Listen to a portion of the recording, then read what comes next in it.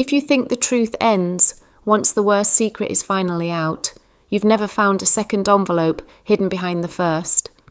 3 weeks after I sat at that kitchen table with Sandra, a lawyer called. My father had left something else, something he never wanted found while he was alive. My name is Elena. You already know how this started. The text, the funeral, the family I never knew existed 2 towns away. What you don't know is that my father wasn't hiding one secret. He was hiding the reason for all of them. The lawyer said it plainly. There was a sealed letter dated 4 years before he died. He'd given strict instructions. Only open it if both families ever met. We had already met, which meant the letter was always going to find me. He had planned for this moment before I even knew there was a moment to plan for. That's the part that broke something new in me, not the betrayal, the premeditation. He didn't stumble into 2 families. He built them both, on purpose, with an exit already written. I didn't open it right away. I carried it in my bag for 6 days, like it might detonate if I unfolded it wrong. Sandra called twice asking if I'd read it. I lied and said I hadn't decided yet. The truth was I was terrified of what made sense once I did.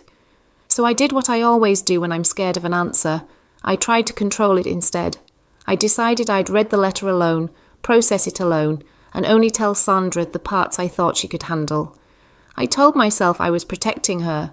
Really, I was protecting the version of my father I still wanted to believe in. The letter wasn't an apology, it was an explanation. And explanations from a man who's already dead don't ask for forgiveness. They just hand you the truth and walk away. He wrote that he grew up watching his own father do the same thing and swore he never would. He wrote that loving 2 families didn't feel like choosing between us. It felt to him like refusing to lose either one. That's when it hit me. I had spent weeks treating Sandra's family like the consequence of his lie. But we were never the consequence. We were both just inheritances of the same fear. A man so afraid of abandoning anyone that he abandoned everyone, a little, all the time, without ever calling it that. I called Sandra that night and read her the letter, word for word, exactly as he wrote it.